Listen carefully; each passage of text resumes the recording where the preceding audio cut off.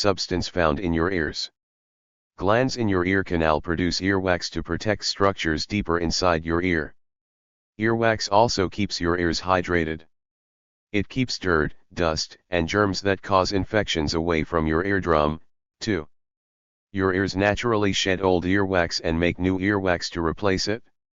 Earwax, also known by the medical term cerumen, is a waxy substance secreted in the ear canal of humans and other mammals.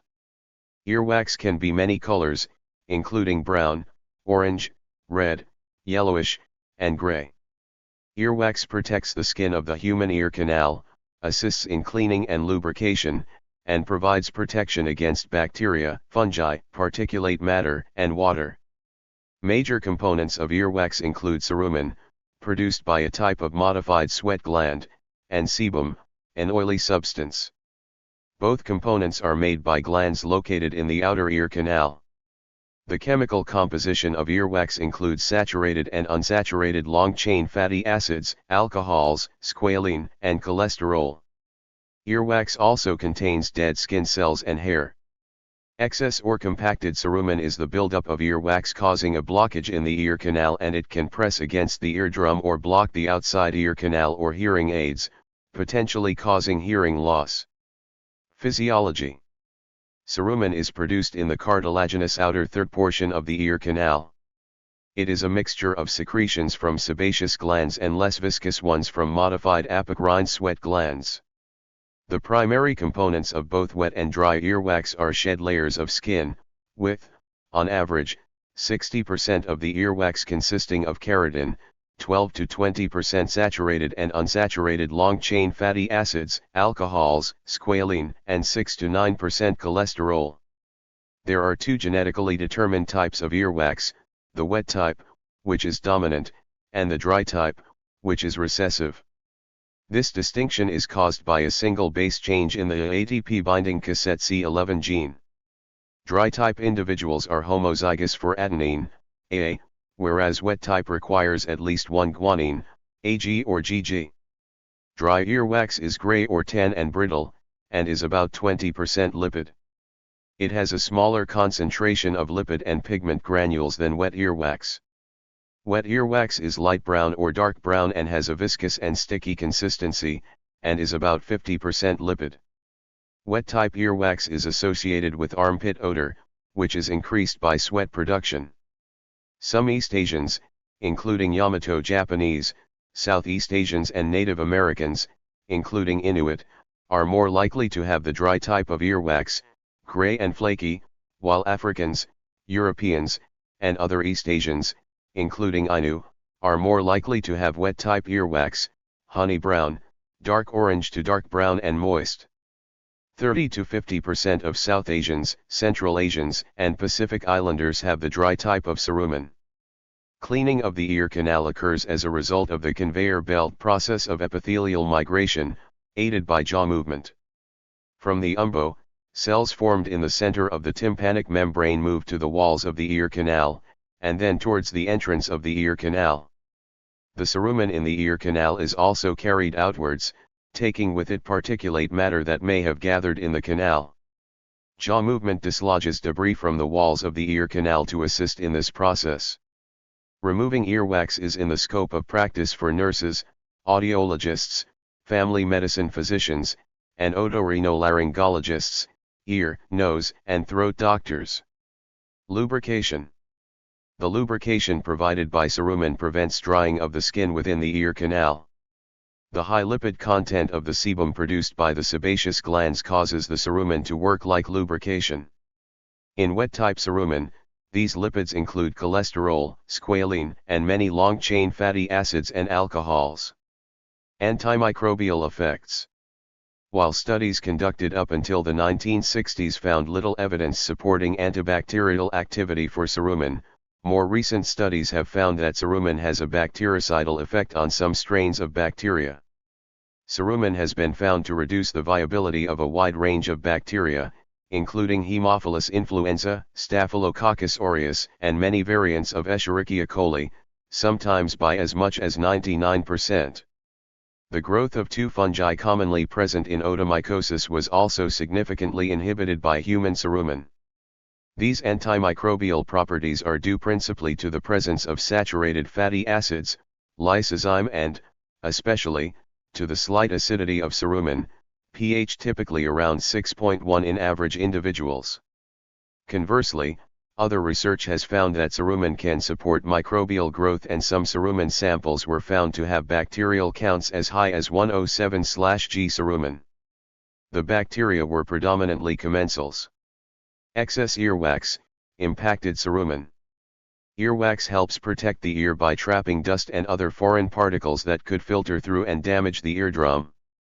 Normally, earwax moves toward the opening of the ear and falls out or is washed away, but sometimes excessive earwax can gather and become hard to remove. This is referred to as excessive earwax or impacted cerumen. Excessive earwax may impede the passage of sound in the ear canal, causing mild conductive hearing loss, pain in the ear, itchiness, or dizziness. Untreated impacted wax can result in hearing loss, social withdrawal, poor work function, and mild paranoia. People with impacted wax may also present with perforated eardrums. This is usually induced by putting objects in the ear in an attempt to remove the wax. A physical exam usually checks for visibility of the tympanic membrane, which can be blocked by excessive cerumen. Impacted cerumen may improve on its own, but treatment by a doctor is generally safe and effective. Hearing usually returns completely after the impacted earwax is removed. Hearing aids may be associated with increased earwax impaction by blocking earwax from leaving the ear canal. Earwax can also get into a hearing aid's vents and receivers, and degrade the components inside the hearing aid due to its acidity. Earwax is estimated to be the cause of 60 to 80% of hearing aid faults. Excessive earwax can also cause tinnitus, a constant ringing in the ears, ear fullness, hearing loss, and ear pain. Impacted earwax is more common in those with Down syndrome, due to the smaller, curved shape of the ear canal. Treatment. Movement of the jaw helps the ear's natural cleaning process. The American Academy of Otolaryngology discourages earwax removal, unless the excess earwax is symptomatic. While a number of methods of earwax removal are effective, their comparative merits have not been determined. A number of softeners are effective. However, if this is not sufficient, the most common method of cerumen removal is syringing with warm water.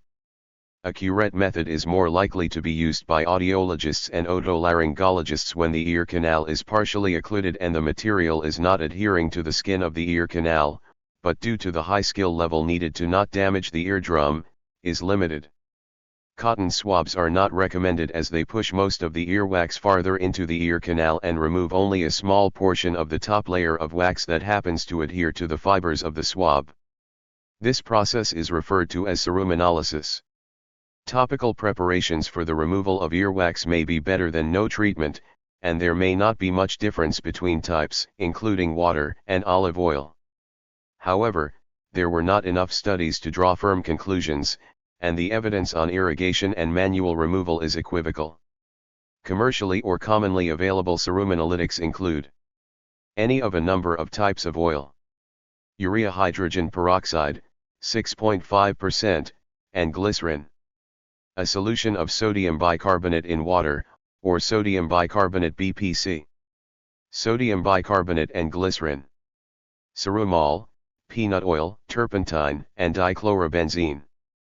Cerumen X, triethanolamine, polypeptides, and oleate condensate. Docusate, an emulsifying agent, an active ingredient found in laxatives. Mineral oil.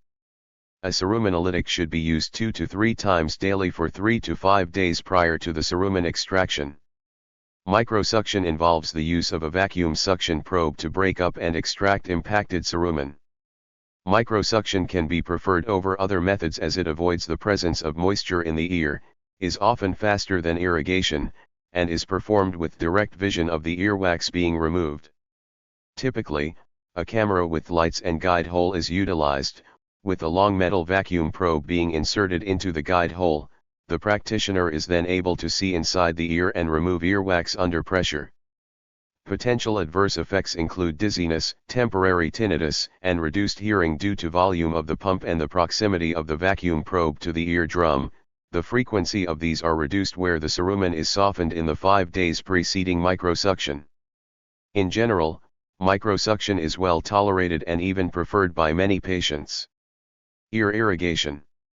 Once the cerumen has been softened, it may be removed from the ear canal by irrigation, but the evidence on this practice is ambiguous. If a patient has a perforated eardrum, syringing can force infections into the middle ear, and residual water can cause an infection in the outer ear.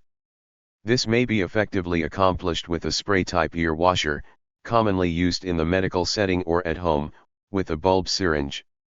Ear syringing techniques are described in great detail by Wilson and Roser and Blake et al., who advise pulling the external ear up and back, and aiming the nozzle of the syringe slightly upwards and backwards so that the water flows as a cascade along the roof of the canal. The irrigation solution flows out of the canal along its floor, taking wax and debris with it. The solution used to irrigate the ear canal is usually warm water, normal saline, sodium bicarbonate solution, or a solution of water and vinegar to help prevent secondary infection. Affected people generally prefer the irrigation solution to be warm to body temperature, as dizziness is a common side effect of ear washing or syringing with fluids that are colder or warmer than body temperature. Mechanical removal using a curette or cotton swabs. Earwax can be removed with an ear pick or curette, which physically dislodges the earwax and scoops it out of the ear canal. In the West, use of ear picks is usually only done by health professionals. Curetting earwax using an ear pick was common in ancient Europe and is still practiced in East Asia. Since the earwax of most Asians is of the dry type 10, it is extremely easily removed by light scraping with an ear pick, as it simply falls out in large pieces or dry flakes. In the late 2010s, battery-operated smart curette earwax removal devices were introduced to the commercial personal grooming market. These endoscope-like devices are roughly the size and shape of a thick ballpoint pen, combining a miniature digital video camera, LED light source, Wi-Fi connectivity, and various earwax removal attachments. Patients could then connect this electronic curette device to a mobile app on their smartphone and view a real-time video feed of the curette in the ear canal. With practice and careful technique, the device enables patients to inspect their own ear canals and remove excess earwax while also visualizing the tympanic membrane. However, concerns remain regarding the risks of accidentally breaking the delicate skin within the ear canal or perforating the eardrum. It is generally advised not to use cotton swabs, Q-tips or cotton buds, as doing so will likely push the wax farther down the ear canal, and if used carelessly, perforate the eardrum. Abrasion of the ear canal, particularly after water has entered from swimming or bathing, can lead to ear infection. Also, the cotton head may fall off and become lodged in the ear canal. Therefore, cotton swabs should be used only to clean the external ear. Ear candling is a dangerous, ineffective, and counterproductive alternative medicine practice that involves lighting a hollow candle and placing the unlit end in the ear canal. Advocates say that the dark residue appearing on the candle after the procedure consists of extracted earwax, but studies show that the same dark residue is left regardless of whether the candle is inserted into an ear, as the residue is derived from the candle itself and not the ear. The American Academy of Otolaryngology states that ear candles are not a safe option for removing earwax, and that no controlled studies or scientific evidence support their use for earwax removal. Survey responses from medical specialists, otolaryngologists, in the United Kingdom reported ear injuries including burns, ear canal occlusions and eardrum perforations and secondary ear canal infections with temporary hearing loss from ear candling. The Food and Drug Administration has taken several regulatory actions against the sale and distribution of ear candles since 1996, including seizing ear candle products and ordering injunctions, and ear candles are now marked as providing no health benefit.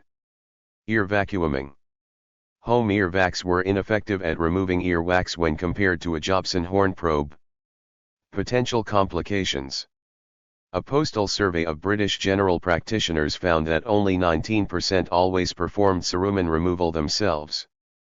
It is problematic as the removal of cerumen is not without risk, and physicians and nurses often have inadequate training for removal. Irrigation can be performed at home with proper equipment as long as the person is careful not to irrigate too hard. All other methods should be carried out only by individuals who have been sufficiently trained in the procedure. The author Bull advised physicians, after removal of wax, inspect thoroughly to make sure none remains. This advice might seem superfluous, but is frequently ignored.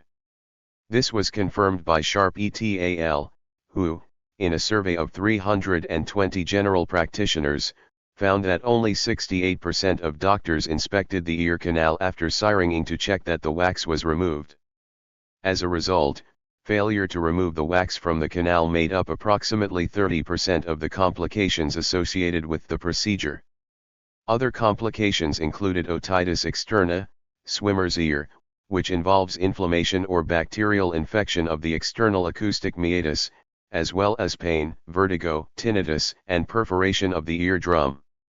Based on this study, a rate of major complications in 1/1000 ears siringed was suggested.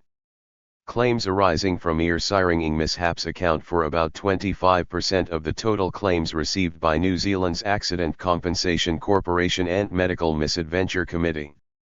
While high, this is not surprising, as ear siringing is an extremely common procedure. Grosson suggested that approximately 150,000 ears are irrigated each week in the United States, and about 40,000 per week in the United Kingdom. Extrapolating from data obtained in Edinburgh, Sharp et al. Place this figure much higher, estimating that approximately 7,000 ears are siringed per 100,000 populations per annum. In the New Zealand claims mentioned above, perforation of the tympanic membrane was by far the most common injury resulting in significant disability. Prevalence. The prevalence of impacted earwax is different across the world. In the United Kingdom 2 to 6% of the population have cerumen that is impacted. In America 3.6% of emergency visits caused by ear issues were due to impacted cerumen. In Brazil 8.4 to 13.7% of the population have impacted cerumen. The treatment of excess earwax was described by Aulus Cornelius Celsus in De Medicina in the 1st century. When a man is becoming dull of hearing, which happens most often after prolonged headaches, in the first place, the ear itself should be inspected, for there will be found either a crust such as comes upon the surface of ulcerations, or concretions of wax. If a crust, hot oil is poured in, or verdigris mixed with honey or leek juice or a little soda in honey wine. And when the crust has been separated from the ulceration, the ear is irrigated with tepid water, to make it easier for the crusts now disengaged to be withdrawn by the ear scoop. If it is wax, and if it is soft, it can be extracted in the same way by the ear scoop, but if hard, vinegar containing a little soda is introduced, and when the wax has softened, the ear is washed out and cleared as above. Further, the ear should be siringed with castoreum mixed with vinegar and laurel oil and the juice of young radish rind, or with cucumber juice, mixed with crushed rose leaves. The dropping in of the juice of unripe grapes mixed with rose oil is also fairly efficacious against deafness. Uses. In medieval Europe, earwax and other substances such as urine were used to prepare pigments used by scribes to illustrate illuminated manuscripts. Pliny the Elder, in his Natural History, wrote that earwax when applied topically cured bites from humans, scorpions, and serpents. It was said to work best when taken from the ears of the wounded person himself. Early American lip balms may have been based on earwax. The 1832 edition of the American Frugal Housewife said that nothing was better than earwax to prevent the painful effects resulting from a wound by a nail or skewer, and also recommended earwax as a remedy for cracked lips. Before waxed thread was commonly available, a seamstress would use her own earwax to stop the cut ends of threads from fraying. Earwax retains concentrations of cortisol over time. As cortisol levels change throughout the day and increase in response to stress, long-term measurements are difficult yet necessary. A 2020 study suggests swabbing earwax as a method of measuring long-term cortisol levels that is non-invasive and does not confound itself.